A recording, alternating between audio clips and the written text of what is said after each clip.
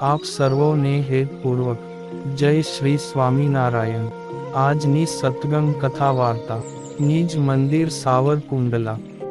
આજની સત્સંગ કથા વાર્તામાં આપણે ચાતુર્માસ ઉત્સવ કથા અંતર્ગત જયા પાર્વતી વ્રત વિધિ અને મહાત્મ્ય કથા સાંભળશું। આપણી વિરાટ હિન્દુ સંસ્કૃતિમાં ઘણા વ્રત આવેલ છે। ઘણી વાર આપણને તેનો મર્મ નથી સમજાતો, પરંતુ તેની પાછળ કોઈ ને કોઈ કારણ કે વૈજ્ઞાનિક આધાર પણ હોય છે। આ વ્રતો કુમારિકાઓ તથા સૌભાગ્યવતી સ્ત્રીઓ કરે છે। ભગવાન વેદવ્યાસે કુમારિકાઓને આદ્યશક્તિના અંશ તરીકે વંદનીય અને પૂજનીય ગણી છે, જેમાં 2 વર્ષની કન્યા કુમારિકા, 3 વર્ષની ત્રિમૂર્તિ, 4 વર્ષની કલ્યાણી, 5 વર્ષની રોહિણી, 6 વર્ષની કાલિકા, 7 વર્ષની ચંડિકા, 8 વર્ષની શાંભવી, 9 વર્ષની દુર્ગા અને 10 વર્ષની સુભદ્રા તરીકે પૂજાય છે। આ કુમારિકાઓ આદ્ય શક્તિના અંશ સ્વરૂપમાં પાર્વતી ગૌરીની આરાધના માટે તથા તેમના આશીર્વાદ માટે ગૌરી વ્રત ઉજવે છે। આ વ્રતનો પ્રારંભ અષાઢ સુદ પાંચમથી થાય છે।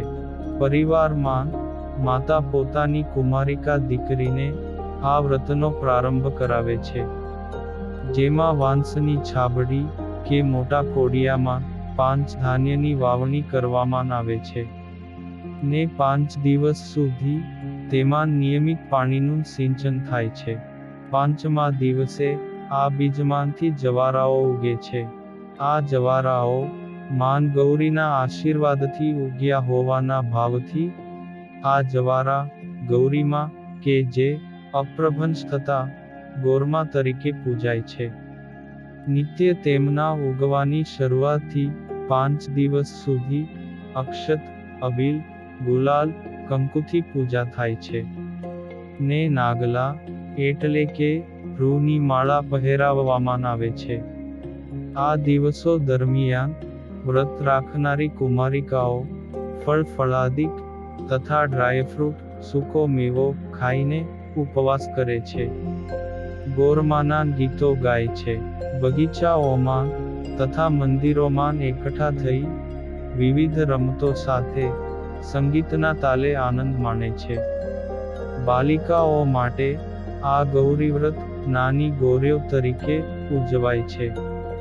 આમ નાની બાલિકાઓને જમીનમાંથી ધન ધાન્ય કેવી રીતે પ્રગટે છે તેનું ખેતી વિષયક જ્ઞાન પણ પ્રાપ્ત થાય છે અને કુમારિકાઓ મોટી થતાં જયા પાર્વતીનું વ્રત કરે છે। આ વ્રતનો પ્રારંભ અષાઢ સુદ 13થી થાય છે। કુમારિકાઓની સાથે સૌભાગ્યવતી સ્ત્રીઓ પણ આ વ્રત કરે છે, જેમાં 5 દિવસ મોળું ભોજન ખાઈને ઉપવાસ કરવાનો હોય છે। આ વ્રત દરમિયાન મીઠું શા માટે વર્જિત છે તેની સાથે પણ એક દંતકથા જોડાયેલી છે કે એકવાર માતા પાર્વતીએ તમામ દેવી દેવતાઓને કૈલાસ પર્વત પર ભોજન માટે આમંત્રણ આપ્યું હતું।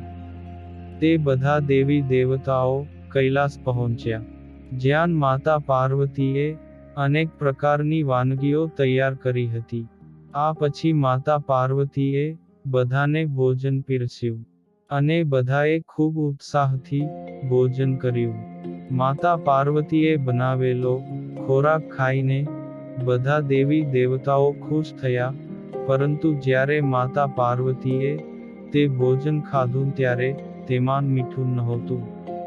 તેથી માતા પાર્વતીએ વિચાર્યું કે બધા દેવી દેવતાઓ તેમના આદર માટે મીઠા વગરનું ભોજન ખૂબ જ પ્રેમથી આરોગ્યું। તો આ પછી માતા પાર્વતીએ તમામ દેવી દેવતાઓને કહ્યું કે મીઠા વિનાનું ભોજન ઉપવાસનું ભોજન સમાન માનવામાં આવે છે અને તેથી તમામ દેવી દેવતાઓએ વ્રત રાખ્યું છે। ત્યારથી લઈને આજ દિવસ સુધી અષાઢ માસના શુક્લ પક્ષની ત્રયોદશીનો દિવસ જયા પાર્વતી વ્રત તરીકે મનાવવામાં આવશે। જેમાં મીઠાનું સેવન વર્જિત રહેશે. વર્તમાન સમયમાં પણ બહેનો અન્ય વ્યવસાયમાં વ્યસ્ત હોય તો પ્રથમ દિવસે અને વ્રતની ઉજવણીના છેલ્લા દિવસે એટલે અષાઢ વદ તેરસે એમ 2 ઉપવાસ કરે તો પણ વ્રત કર્યું ગણાય છે. આ વ્રત દરમિયાન શિવ પાર્વતીની પૂજા થાય છે અને શિવમંદિરો વ્રતી બહેનોથી વ્રતના ગીતો તથા ભજન ધૂનથી ગુંજી ઉઠે છે. કુમારિકાઓ માતા પાર્વતીને વ્રત તપથી જેમ શિવજી મળ્યા હતા તેમ મનપસંદ વર મેળવવા માટે આ વ્રત કરે છે. સૌભાગ્યવતી બહેનો પતિના સુખ માટે તથા પરિવારમાં સૌની સુખ શાંતિ માટે આ વ્રત કરે છે.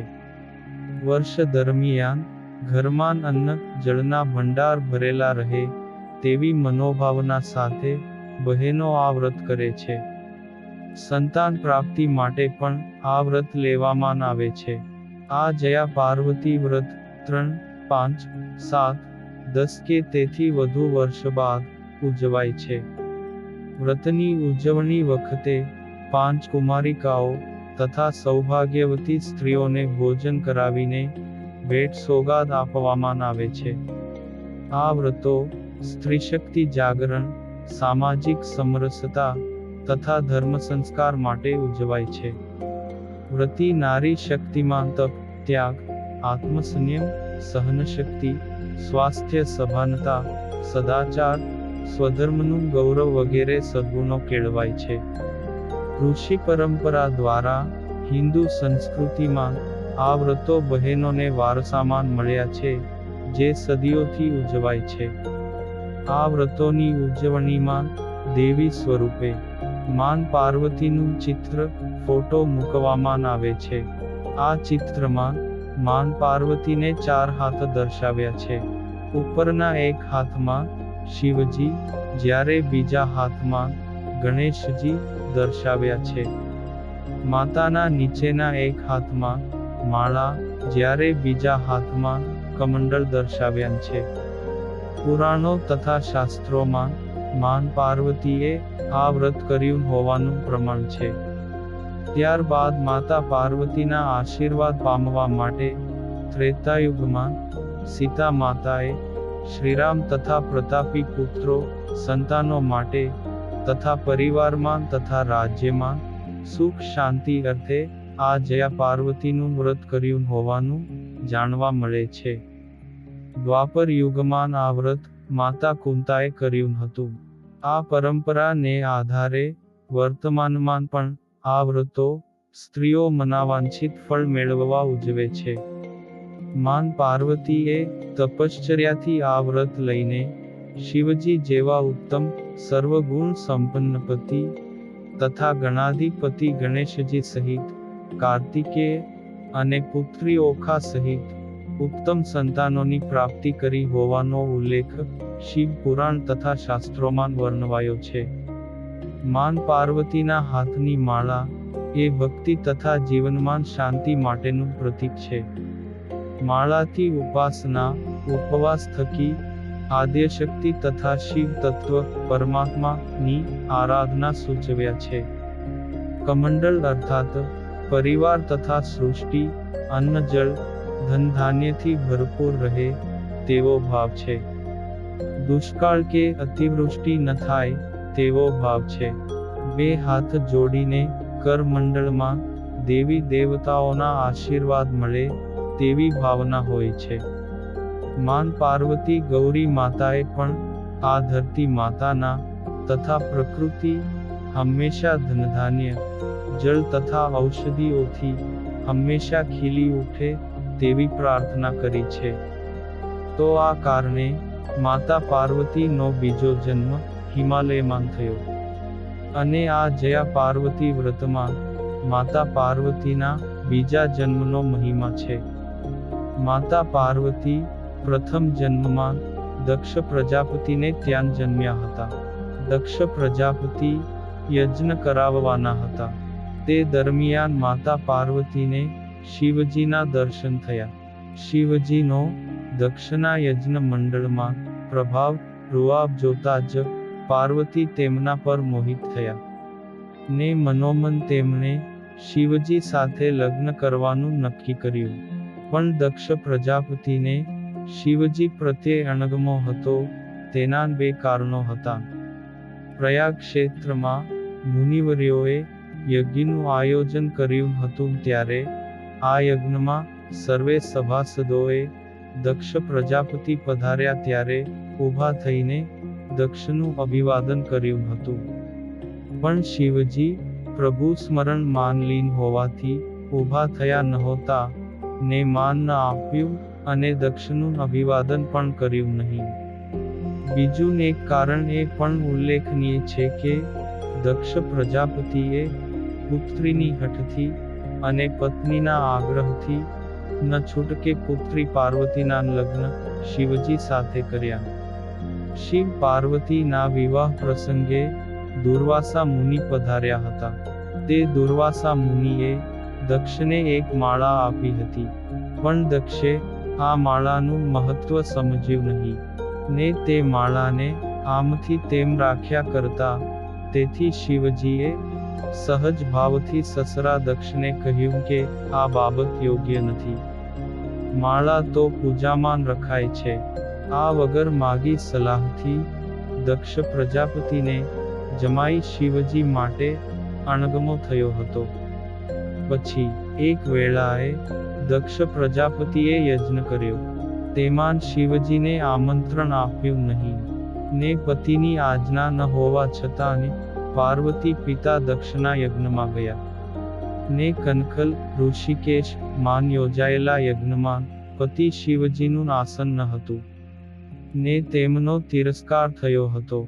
તેથી પુત્રી પાર્વતીને ખોટું લાગ્યું.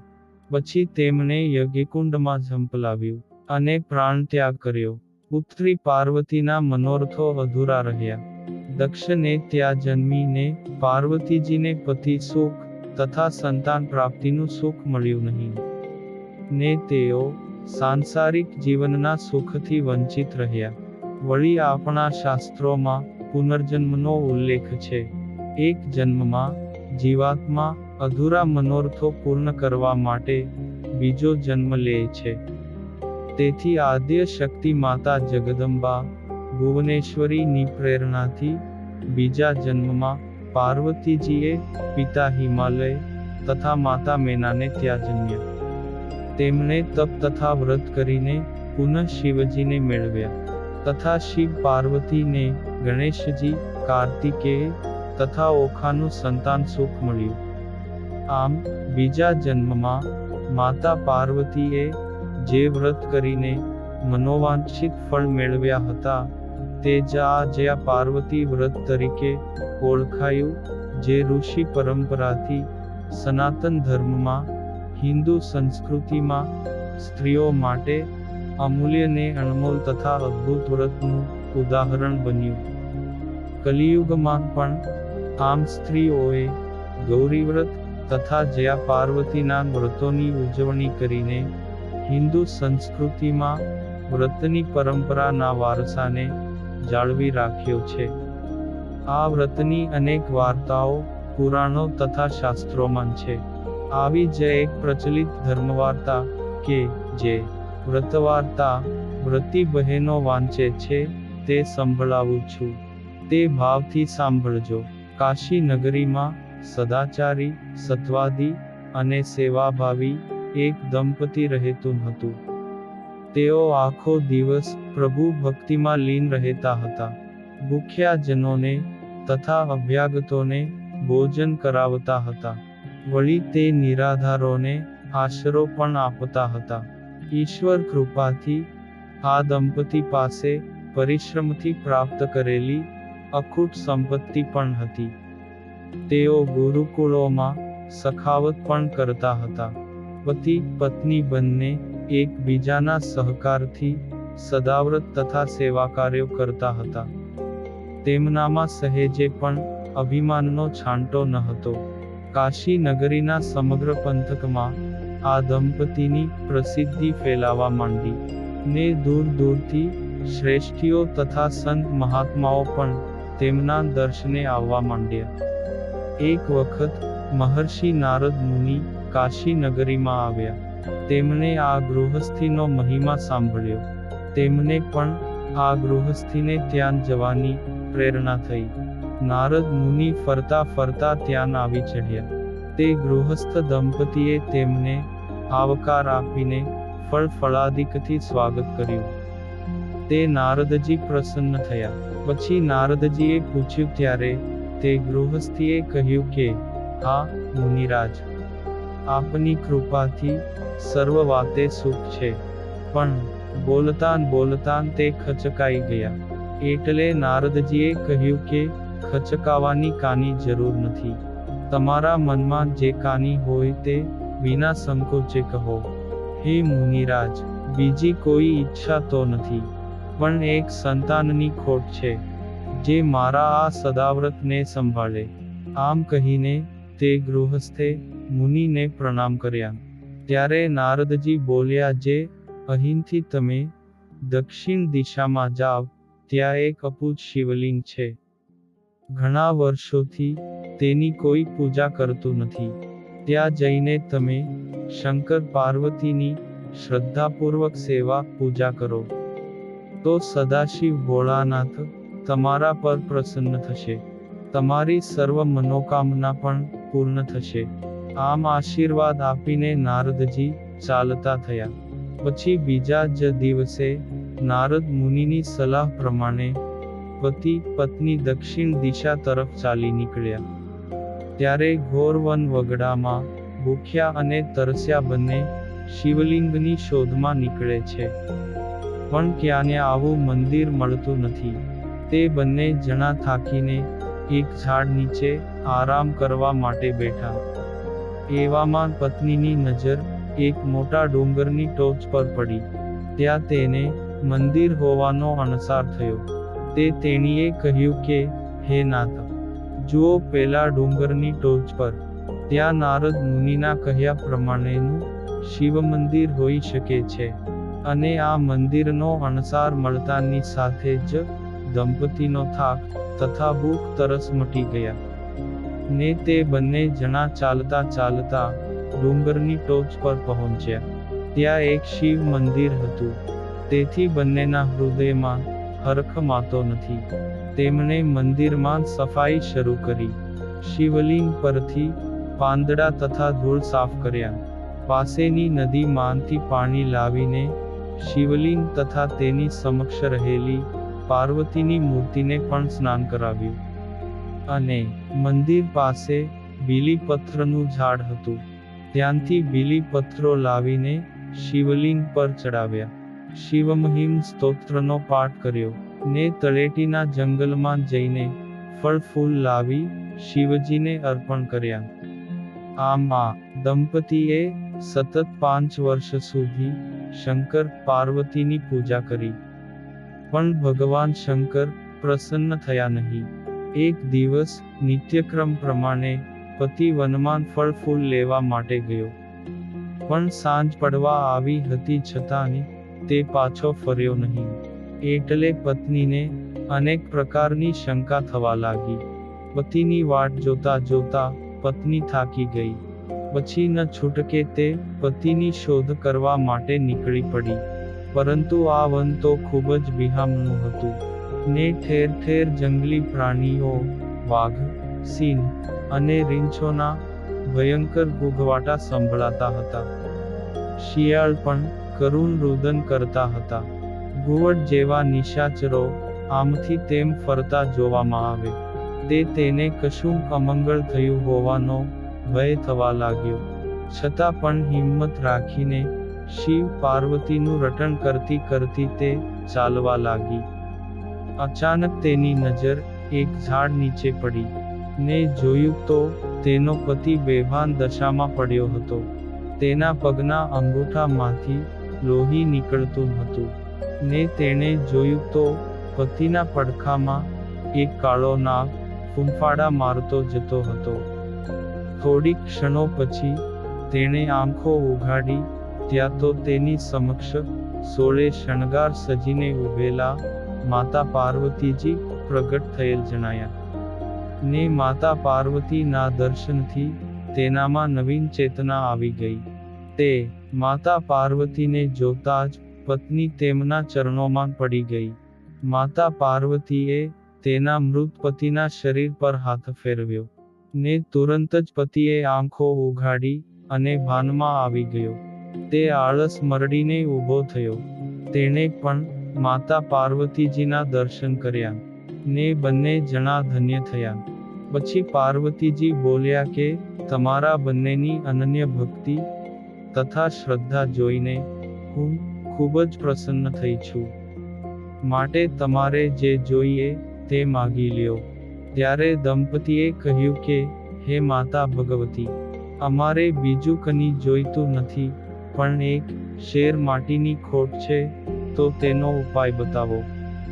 ત્યારે માતા પાર્વતીજી બોલ્યા, જે તમે જયા પાર્વતીનું વ્રત કરો તો તમને અવશ્ય સંતાન પ્રાપ્તિ થશે. પછી તે પત્નીએ કહ્યું કે માતાજી, આ વ્રત કેવી રીતે કરાય? ત્યારે પાર્વતીજી બોલ્યા, જે આ વ્રત અષાઢ સુદ તેરસને દિવસે કરવામાં આવે છે અને વદ બીજના દિવસે પૂર્ણ થાય છે. આ વ્રત કરવાથી તમને સંતાન પ્રાપ્તિ ઉપરાંત મને જેમ આ વ્રતથી શિવજી મળ્યા છે, તેમ કુમારિકાઓને પણ તેનો મનગમતો ભરથાર મળે છે. તે ઉપરાંત સ્ત્રીઓને સૌભાગ્ય પણ પ્રાપ્ત થાય છે. આ વ્રત 5, 10, 15 કે 20 વર્ષે અનુકૂળતા પ્રમાણે ઉજવવું. તે દિવસે કુંવારી કન્યાઓ, ગોયણીઓ ને સૌભાગ્યવંતી સ્ત્રીઓને ભોજન કરાવવું અને બ્રાહ્મણો પાસે આ વ્રતની ઉજવણીની પૂજા કરાવીને દાન દક્ષિણા આપવી. કુટુંબના સૌ પરિવારજન તથા સગા સંબંધીઓને ભોજન કરાવવું ને ગોરમાની પૂજા કરવી. વ્રતમાં ઉગાડેલા જવારા નદીમાં કે પીપળાના ઝાડ નીચે અથવા તો માતાજીની ડેરીએ નિયત સ્થળે પધરાવવા. ને વ્રતી બહેનોએ ભોજનમાં મીઠું લેવું નહીં, એટલે કે મોળું એકટાણું કરવું, અને વ્રતની કથા સાંભળવી તથા ઘરમાં દાદા દાદી તથા વડીલોને પ્રણામ કરીને આશીર્વાદ મેળવવા. આ વ્રતથી સૌનું કલ્યાણ થાય તેવા આશીષ મળે છે. આમ વ્રતનો મહિમા સંભળાવીને માતા પાર્વતી અંતર્ધાન થઈ ગયા. આવા માતા પાર્વતીના આશીર્વાદ મેળવીને તે દંપતી આ જયા પાર્વતીનું વ્રત કરે છે. ને તેમને ત્યાં પારણું બંધાયું. ને પુનઃ કાશીનગરીમાં સૌ કોઈ આ દંપતીના દર્શને આવે છે અને જયા પાર્વતી વ્રતનો મહિમા જાણે છે. ને કાશીનગરીમાં પણ કુમારિકાઓ આ વ્રત લે છે. જયા પાર્વતીનું વ્રત જેવી રીતે આ દંપતીને ફળ્યું, તેવી જ રીતે સૌને પણ ફળે છે. આ વ્રતની કથા સંભળાવનાર તથા સાંભળનારને પણ આ વ્રત કર્યાનું ફળ મળે છે. વળી શ્રદ્ધાથી કરેલું વ્રત કે કોઈ પણ સેવા કાર્ય વ્યર્થ નથી જતું. તેનું ફળ તો અવશ્ય મળે જ છે. આમ જયા પાર્વતી વ્રત વિધિ અને મહાત્મ્ય કથા વાર્તા સંપૂર્ણ. અને હવે પછીની કથા વાર્તા આપણે આગળના ભાગમાં સાંભળશું. અત્યારે આપ સર્વોને ભાવથી જય શ્રી સ્વામિનારાયણ.